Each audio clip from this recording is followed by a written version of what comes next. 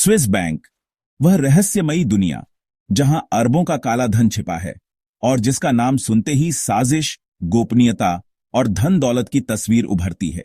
James bond की फिल्मों से लेकर भारत की राजनीतिक बहसों तक स्विस बैंक काले धन का पर्याय बन चुके हैं। लेकिन सवाल यह है कि स्विस बैंक काला धन क्यों लेते हैं? क्या यह सिर्फ उनकी गोपनीयता की नीति है या इसके पीछे कुछ और गहरे कारण हैं? आइए इस चमकदार लेकिन विवादास्पद दुनिया में गोता लगाएं और जानें कि स्विस बैंक काले धन का गढ़ क्यों बने। सबसे पहले, काला धन क्या है? काला धन वह पैसा है जो अवैध गतिविधियों जैसे भ्रष्टाचार, ड्रग तस्करी या कर चोरी से कमाया जाता है या जिसका स्रोत छिपाया जाता है ताकि टैक्स न देना पड़े। भारत में काले धन को लेकर हमेशा से हंगामा रहा है। कुछ अनुमानों के मुताबिक स्विस बैंकों में भारतीयों का काला धन $1 ट्रिलियन तक हो सकता है। हालांकि स्विस बैंकर्स एसोसिएशन और स्विस सरकार इसे महज $2 बिलियन बताते हैं। सच्चाई कहीं बीच में हो सकती है, लेकिन यह साफ है कि स्विस बैंक काले धन के लिए एक पसंदीदा ठिकाना रहे हैं। स्विस बैंकों की खासियत उनकी गोपनीयता है, जो 300 साल पुरानी है। 1713 में जेनेवा के ग्रेट काउंसिल ने नियम बनाए कि बैंकर अपने ग्राहकों की जानकारी किसी के साथ साझा नहीं करेंगे, सिवाय ग्राहक की सहमति या सिटी काउंसिल की मंजूरी के। 1934 में स्विट्जरलैंड ने फेडरल बैंकिंग एक्ट पास किया, जिसके आर्टिकल 47 ने गोपनीयता को और सख्त किया। अगर कोई बैंकर ग्राहक की जानकारी लीक करता है तो उसे 5 साल तक की जेल और भारी जुर्माना हो सकता है। यह गोपनीयता स्विस बैंकों को उन लोगों के लिए आकर्षक बनाती है जो अपने पैसे का स्रोत छिपाना चाहते हैं, चाहे वह भ्रष्ट राजनेता हो, ड्रग माफिया या कर चोर। लेकिन क्या स्विस बैंक सचमुच बिना सवाल पूछे काला धन स्वीकार करते हैं? पहले ऐसा था। 20वीं सदी तक स्विस बैंक पैसे के स्रोत पर ज्यादा सवाल नहीं करते थे। सोना, गहने या नकदी, सब कुछ बिना जांच के स्वीकार किया जाता था। इस गोपनीयता ने स्विट्जरलैंड को टैक्स चोरी करने वालों, तानाशाहों और अपराधियों का स्वर्ग बना दिया। लेकिन 21वीं सदी में चीजें बदलीं। आतंकवाद, भ्रष्टाचार और टैक्स चोरी पर वैश्विक दबाव के चलते स्विस बैंकों ने अपनी नीतियां सख्त की। अब वे संदिग्ध खातों को मना कर सकते हैं और कई बार ऐसे खातों की जानकारी साझा भी करते हैं। फिर भी गोपनीयता की उनकी छवि बरकरार है, जो काले धन को आकर्षित करती है। दूसरा कारण है स्विट्जरलैंड की स्थिरता। स्विस अर्थव्यवस्था दुनिया की सबसे स्थिर अर्थव्यवस्थाओं में से एक है। स्विट्जरलैंड सैकड़ों सालों से युद्धों और संघर्षों से बचा रहा है और उसकी तटस्थता, न्यूट्रैलिटी, उसे भरोसेमंद बनाती है। स्विस फ्रैंक एक मजबूत और स्थिर मुद्रा है जो निवेशकों को सुरक्षा देती है। साथ ही स्विस बैंक सख्त पूंजी आवश्यकताओं और डिपॉजिटर प्रोटेक्शन नियमों का पालन करते हैं, जिससे पैसा वित्तीय संकटों से सुरक्षित रहता है।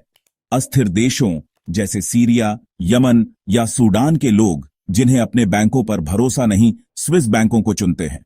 तीसरा, स्विस बैंक बड़े डिपॉजिट मांगते हैं, जो काले धन वालों के लिए फायदेमंद है। कई स्विस बैंक खाता खोलने के लिए न्यूनतम 10 लाख स्विस फ्रैंक, लगभग 9 करोड़ रुपए मांगते हैं। यह राशि आम लोगों के लिए मुश्किल है, लेकिन काले धन वाले लोग जैसे राजनेता, उद्योगपति या माफिया इसे आसानी से जमा कर सकते हैं। बदले में उन्हें गोपनीयता और प्रीमियम सेवाएं मिलती हैं, जैसे नंबर खाते जिनमें नाम की जगह सिर्फ नंबर होता है। चौथा, स्विस बैंक काले धन को लेयरिंग के जरिए छिपाने में मदद करते हैं। लेयरिंग का मतलब है पैसा कई खातों और टैक्स हेवन जैसे जर्सी आइलैंड, हवाना के जरिए घुमाना, ताकि उसका स्रोत ट्रेस न हो। उदाहरण के लिए, भारत से काला धन पहले दुबई या सिंगापुर जाता है, फिर स्विस बैंक में हवाला सिस्टम, जिसमें मध्यस्थ हवाला कॉन्ट्रैक्टर्स बिना ट्रेस के पैसा ट्रांसफर करते हैं, इसमें बड़ा रोल निभाता है। यह प्रक्रिया इतनी जटिल है कि टैक्स अधिकारी इसका पीछा नहीं कर पाते। क्या स्विस बैंक जानबूझकर काला धन लेते हैं? यह सवाल जटिल है। स्विस बैंक आधिकारिक तौर पर कहते हैं कि वे अवैध पैसे को स्वीकार नहीं करते और मनी लॉन्ड्रिंग के खिलाफ हैं। लेकिन 2022 के स्विस सीक्रेट्स लीक ने दिखाया कि क्रेडिट स्विस जैसे बैंक ड्रग तस्करों, भ्रष्ट नेताओं और मानवाधिकार उल्लंघनकर्ताओं के खाते चलाते थे। इन बैंकों ने क्लाइंट्स की जांच यानी ड्यू डिलिजेंस में ढिलाई बरती, जिससे काला धन आसानी से आ सका। स्विस बैंकों के लिए यह आर्थिक रूप से फायदेमंद है।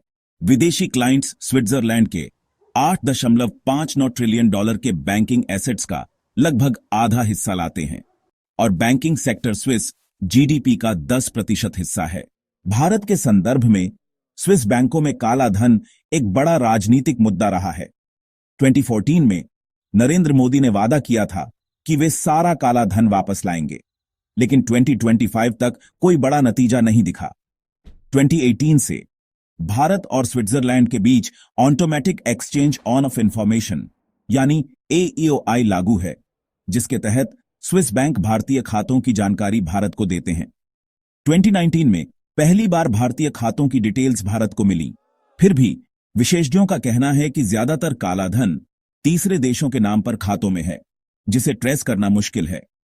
2021 में स्विस बैंकों में भारतीयों का पैसा 30,500 करोड़ रुपए यानी 3.83 बिलियन स्विस फ्रैंक तक पहुंचा, जो 14 साल का रिकॉर्ड था। लेकिन यह आधिकारिक आंकड़ा है और असल काला धन इससे कहीं ज्यादा हो सकता है। क्या स्विस बैंक अब भी काले धन के लिए सुरक्षित है? पहले जितना नहीं। 2014 में 50 से ज्यादा देशों ने OECD के तहत वैश्विक सूचना आदान प्रदान पर सहमति जताई और स्विट्जरलैंड भी इसमें शामिल हुआ। अब स्विस बैंक टैक्स चोरी, मनी लॉन्ड्रिंग या आतंकवाद के वित्त पोषण के मामलों में जानकारी साझा कर सकते हैं। लेकिन काले धन वाले लोग अब भी लूप होल्स ढूंढते हैं, जैसे तीसरे देशों में खाते खोलना। साथ ही स्विस बैंकों की जेब्रा स्ट्रैटेजी की आलोचना होती है। वे विकसित देशों से साफ पैसा लेते हैं, लेकिन विकासशील देशों से संदिग्ध पैसा स्वीकार करने में ढील बरतते हैं। स्विस बैंकों का काला धन स्वीकार करना सिर्फ गोपनीयता की बात नहीं, यह अर्थशास्त्र, राजनीति और वैश्विक दबाव का मिश्रण है। वे काले धन को सीधे प्रोत्साहित नहीं करते, लेकिन उनकी गोपनीयता और स्थिरता ने उन्हें इसका केंद्र बनाया। जैसे जैसे वैश्विक नियम सख्त होते जा रहे हैं, स्विस बैंकों का यह आकर्षण कम हो सकता है।